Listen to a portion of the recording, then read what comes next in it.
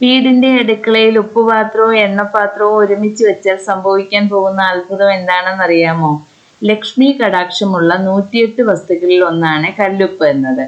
നാം ഭവനത്തിലെല്ലാം കുറച്ച് കല്ലുപ്പ് സൂക്ഷിക്കുന്നത് ലക്ഷ്മി കടാക്ഷം ഇരട്ടിയാകാൻ നമ്മെ വളരെയധികം സഹായിക്കുന്നതാണ്. അതുപോലെ തന്നെ ഉപ്പുപാത്രം സൂക്ഷിക്കേണ്ടത് അടുപ്പിനരികിലായിട്ടാണ്. നമ്മൾ അടുപ്പിന് അഭിമുഖമായിട്ട് നിൽക്കുമ്പോൾ നമ്മുടെ വലത് കൈയുടെ ഭാഗത്ത് വലതുവശത്തായിട്ട് വേണം നമുക്ക് ഉപ്പുപാത്രം സൂക്ഷിക്കാനായിട്ട്. ഉപ്പുപാത്രം സൂക്ഷിക്കുമ്പോൾ നമുക്ക് ഒരു പലകയിലോ ഇല്ലെന്നുണ്ടെങ്കിൽ മറ്റൊരു പാത്രത്തിന്റെ മുകളിലോ വെച്ച് വേണം ഉപ്പുപാത്രം സൂക്ഷിക്കാൻ. അടുപ്പിൽ നിന്ന് ഒരുപാട് ദൂരെ മാറി നമ്മൾ ഉപ്പുപാത്രം സൂക്ഷിക്കാനേ പാടില്ല. അതൊരു ഐശ്വര്യത്തിന്റെ ലക്ഷണമേ അല്ല. അതുപോലെ തന്നെ ഉപ്പ് ഭരണിയിലോ ഗ്ലാസ് ജാറിലോ മാത്രം വയ്ക്കാനായിട്ട് പ്രത്യേകം ശ്രദ്ധിക്കണം. പ്ലാസ്റ്റിക് പാത്രങ്ങളിൽ ഒന്നും വയ്ക്കരുത്. അതുപോലെ നിങ്ങൾ കല്ലുപ്പിട്ട് വെള്ളം ആക്കി ഉപ്പ് നീരാക്കി വയ്ക്കാവുന്നതാണ്. ഇങ്ങനെ ഉപ്പ് നീരാക്കി വയ്ക്കുകയാണെന്നുണ്ടെങ്കിൽ അതിലിട്ട് വെച്ചിരിക്കുന്ന സ്പൂൺ എന്ന് പറയുന്നത് തടി കൊണ്ടുള്ള സ്പൂണായിരിക്കാനായിട്ട് പ്രത്യേകം ശ്രദ്ധിക്കുക. അതുപോലെ തന്നെ നല്ല ഒരു ലക്ഷ്മി കടാക്ഷം നമുക്ക് ധാരാളമായിട്ട് വന്നു ചേരുന്നതിന് വേണ്ടിയിട്ട് ഈ ഒരു കാര്യം ചെയ്യുന്നത് വളരെ ഉത്തമമാണ്. അതായത് ഉപ്പ് വച്ചിരിക്കുന്ന പാത്രത്തിനടിയിൽ മഷി കൊണ്ട് ഇതുപോലെ ഒന്ന് വരയ്ക്കുക. ശേഷം നമുക്ക് അത്യാവശ്യമുള്ള സംഖ്യ കൂടി ഇതിലേക്ക് എഴുതി വയ്ക്കുക.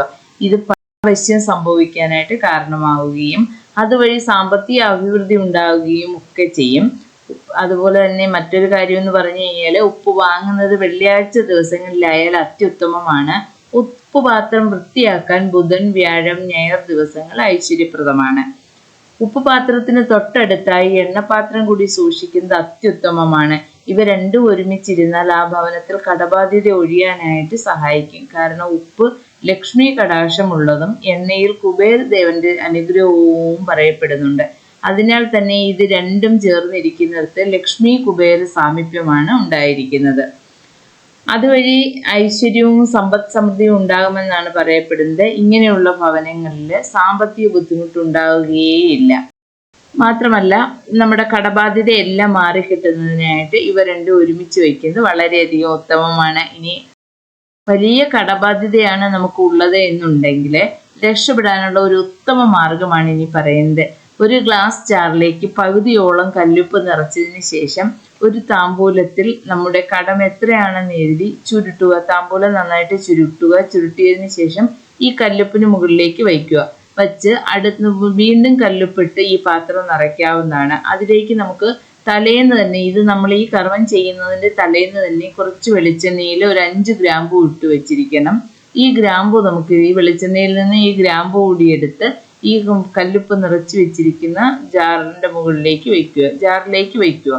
വെച്ചതിന് ശേഷം ഇത് നന്നായിട്ട് അടച്ച് സൂക്ഷിക്കുക. ഇതൊരു 5 ദിവസം വീടിന്റെ അടുക്കളയുടെ കന്നിമൂലയിൽ, അതായത് അടുക്കളയുടെ തെക്ക് പടിഞ്ഞാറേ മൂലയിൽ സൂക്ഷിക്കണം.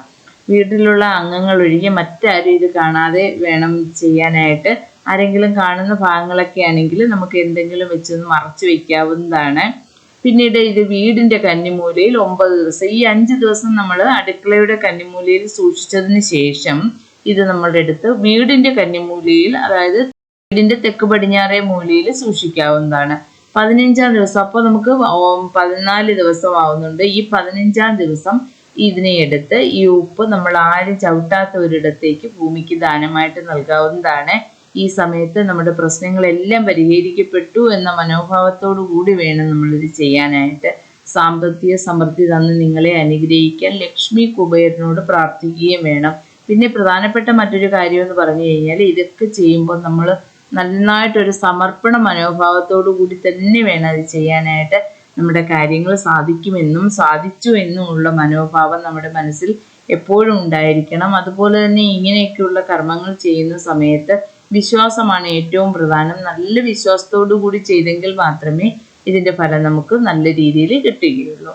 അപ്പോൾ നിങ്ങൾ ഇതുപോലെയുള്ള കാര്യങ്ങളൊക്കെ അറിയാൻ താല്പര്യമുണ്ട് എന്നുണ്ടെങ്കിൽ ഈ ചാനലൊന്ന് കൂടെ കൂട്ടുക.